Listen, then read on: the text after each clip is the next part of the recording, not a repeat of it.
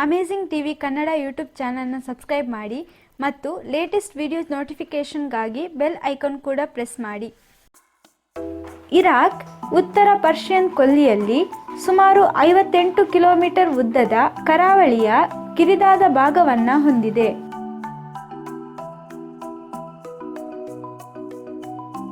Tigris ಮತ್ತು Euphrates ಇರಾಕ್ನ 2 ಪ್ರಮುಖ ನದಿಗಳಾಗಿವೆ. ಈ ನದಿಗಳು ಇರಾಕ್ ಭೂಮಿಯನ್ನು ಅತ್ಯಂತ ಫಲವತ್ತಾಗಿಸಲು ಗಮನಾರ್ಹವಾಗಿ ಕೊಡುಗೆ ನೀಡುತ್ತದೆ. ಇದರ ನಡುವಿನ ಪ್ರದೇಶವನ್ನು ಮೆಸೊಪಟೋಮಿಯಾ ಎಂದು ಕರೆಯುತ್ತಾರೆ. ಇದು ನಾಗರಿಕತೆಯ ತೊಟ್ಟಿಲುಗಳಲ್ಲಿ ಒಂದಾಗಿದೆ.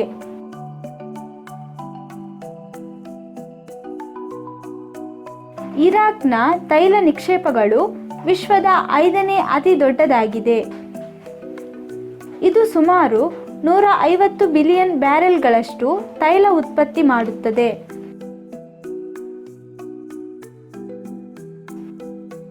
ಇರಾಕ್ನಲ್ಲಿ ಎಡಗೈಯಿಂದ ತಿನ್ನುವುದು ಆಕ್ರಮಣಕಾರಿ ಎಂದು ಪರಿಗಣಿಸಲಾಗಿದೆ.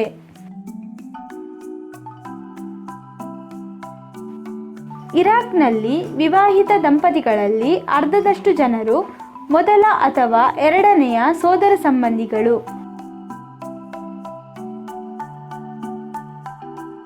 ಜೇನುತುಪ್ಪದ ಉತ್ಪಾದನೆ ಮತ್ತು ಅದರ ವ್ಯಾಪಾರ ಇರಾಕ್ನಲ್ಲಿ ಒಂದು ಪ್ರಮುಖ ಉದ್ಯಮವಾಗಿದೆ.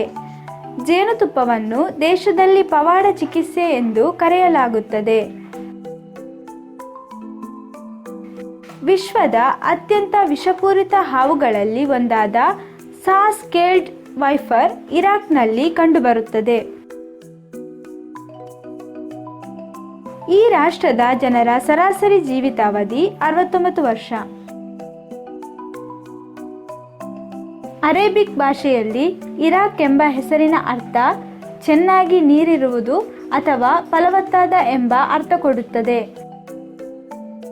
ಇರಾಕ್ ಸುಮಾರು 17 ವರ್ಷಗಳ ಕಾಲ ಬ್ರಿಟಿಷ್ ಆಳ್ವಿಕೆಯಲ್ಲಿತ್ತು. ಅಕ್ಟೋಬರ್ 3, 1932ರಂದು ಬ್ರಿಟನ್ನಿಂದ ಸ್ವಾತಂತ್ರ್ಯ ಪಡೆದುಕೊಂಡಿತ್ತು.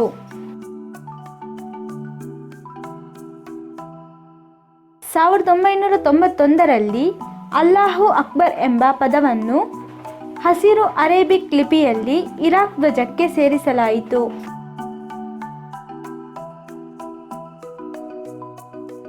1948ರಲ್ಲಿ ಒಲಿಂಪಿಕ್ ಕ್ರೀಡಾಕೂಟದಲ್ಲಿ ಭಾಗವಹಿಸಲು ಪ್ರಾರಂಭಿಸಿದ ಇರಾಕ್ ಈವರೆಗೆ ಕೇವಲ ಕಂಚಿನ ಪದಕವನ್ನು ಮಾತ್ರ ಗೆದ್ದುಕೊಂಡಿದೆ.